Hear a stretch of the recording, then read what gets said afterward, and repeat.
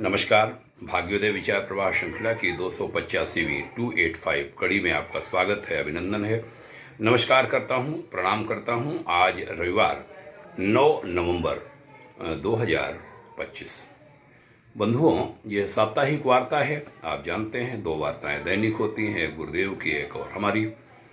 आज की चर्चा बंगाल के संदर्भ में। भारत में बंगाल की भूमिका बड़ी महत्वपूर्ण रही है, देश को बनाने में भी और देश को बिगाड़ने में भी। इस राष्ट्र के पहले प्रधानमंत्री नेताजी सुभाष चंद्र बोस, जो परतंत्रता के दिनों में ही भारत को स्वतंत्र राष्ट्र घोषित कर प्रधानमंत्री बन गए थे और अनेक देशों ने स्वतंत्र भारत को मान्यता दे दी थी, तथा देश के पहले प्रधानमंत्री को भी। इसी प्रदेश में गुरुदेव रविंद्रनाथ टैगोर जैसी विलक्षण प्रतिभाएं आईं, जिन्होंने भारत का राष्ट्रगान लिखा और बाद में हमसे तथा पाकिस्तान से अलग हुए बांग्लादेश का भी। इसी प्रांत में सोहरावर्दी जैसे देश तोड़क और हिंदू भंजक हुए, जिनको महात्मा गांधी का संरक्षण प्राप्त था तथा जो बाद में पाकिस्तान के प्रधानमंत्री भी बने। इस राज्य ने विभाजन के समय भीषण दंश को झेला और विवश सनातनी समाज के कथित दलित नेता गोपाल पाठा जैसे महापुरुषों को भी बंगाल की धरती ने ही जन्म दिया।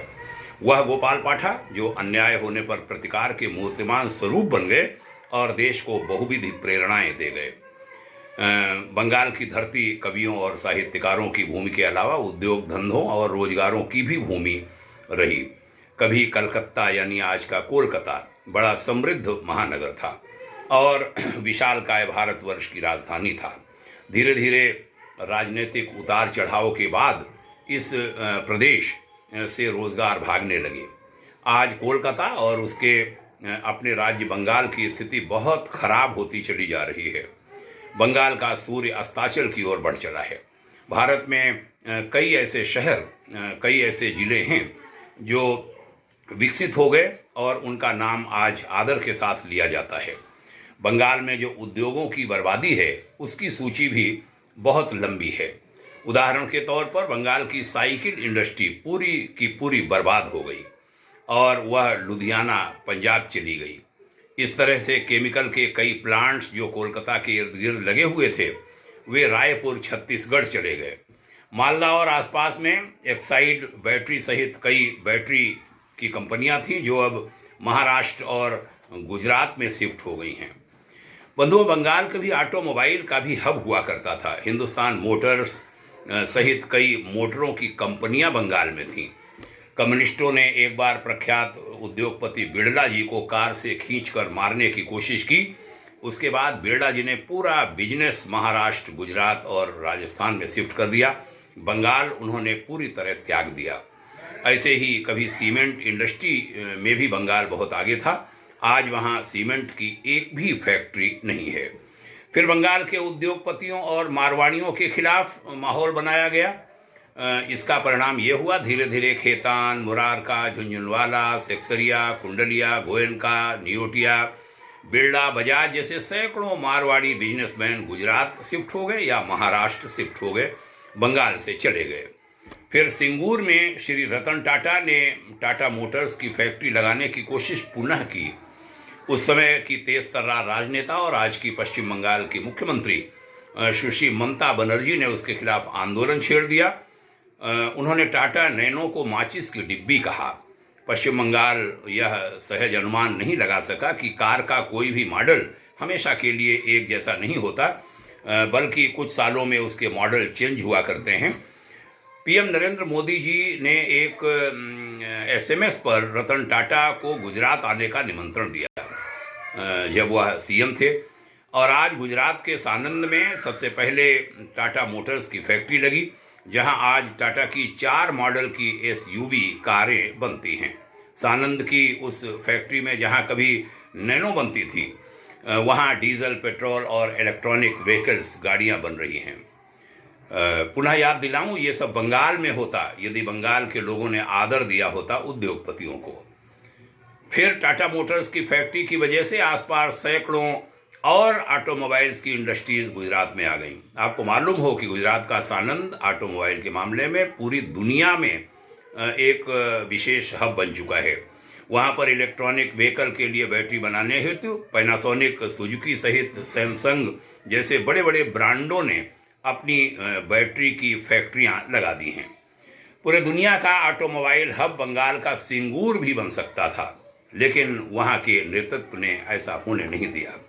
कभी कभी बड़ी जोरदार और शानदार राजनेता जो रहीं सुश्री ममता बनर्जी इस बात पर हंगामा कर रही हैं कि भाजपा शासित राज्यों में घरेलू नौकर का काम करने वाले, गली गली घूमकर कबाड़ इकट्ठा करने वाले मजदूरों को, कंस्ट्रक्शन का काम करने वाले बंगालियों को बांग्लादेशी होने के नाम पर प्रताड़ित किया जा रहा है, जबकि ऐसा कुछ है नहीं। कहना चाहूँगा ये जो मजदूर, मतलब बंगाल मजदूरों के लिए मशहूर हो गया। कभी बिहार को ऐसे कहा जाता था। बिहार आज तरक्की कर रहा है। कहना चाहता हूँ, यानी कहने का तात्पर्य यह है कि बंगाली अस्मिता की बात करने वाले लोग खुद यह जानते हैं कि बंगाल से युवा पीढ़ी बड़ी तेजी से पलायन कर रही है, और वह भी मजदूर बनकर। ये हमने दिया है, ये प्रगति दी है बंगाल को। आज कई शहरों में कंस्ट्रक्शन वर्कर और घरेलू नौकर बंगाली हैं। सोचिए बंगाल का कितना पतन हो चुका है। पहले कम्युनिस्ट और बाद में तृणमूल कांग्रेस के दौर में ऐसा कुछ हुआ कि उद्योग धंधे इस प्रांत से हटते चले गए। यही बंगाल अपने पहले शेष भारत को तथा पूरे विश्व को बड़े बड़े लेखक, बुद्धिजीवी, अर्थशास्त्री, सिनेमा कलाकार, रंगमंच के कलाकार, पत्रकार, नोबेल पुरस्कार विजेता, कवि और उपन्यासकार सप्लाई करता था। जैसा हमने आरंभ में कहा कि गुरुदेव रविन्द्रनाथ टैगोर जैसे महापुरुष हुए जिन्होंने राष्ट्रगान दिया भारत को भी और बांग्लादेश को भी। आज जब आप गुजरात के शिप ब्रेकिंग शहर आनंद में जाएंगे तब ये देखकर आश्चर्यचकित हो जाएंगे कि उत्तर प्रदेश और बिहार से भी ज़्यादा मजदूर वहाँ बंगाल के काम कर रहे हैं। यह स्थिति बंगाल जैसे समृद्ध प्रांत के लिए महाशर्म से कुछ भी नहीं। आज बड़ी आवश्यकता है कि पश्चिम बंगाल एक जोरदार करवट बदले और पीछे की सभी कमियों का शमन करे।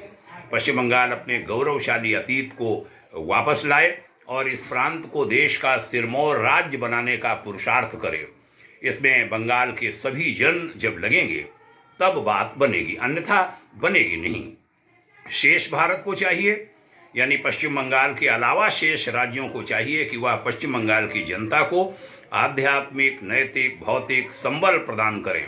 इस समग्र विकास के लिए पश्चिम बंगाल की राज्य सरकार को केंद्र सरकार की सभी नीतियां माननी होंगी तथा कदम से कदम मिलाकर चलना पड़ेगा, तब बनेगी बात, नहीं तो बनेगी नहीं।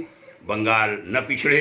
यह जहां बंगालियों का, यानी बंगाल के निवासियों का दायित्व है, वहां चूंकि हम एक भारत हैं, हम एक केवल बंगाली यूपी बिहारी नहीं हैं, हम भारतीय हैं। समस्त भारत बंगाल की चिंता करे और बंगाल समस्त भारत से जुड़े तो बंगाल निश्चित रूप से अपनी जो मूल गौरव गरिमा है वह वापस लाएगा।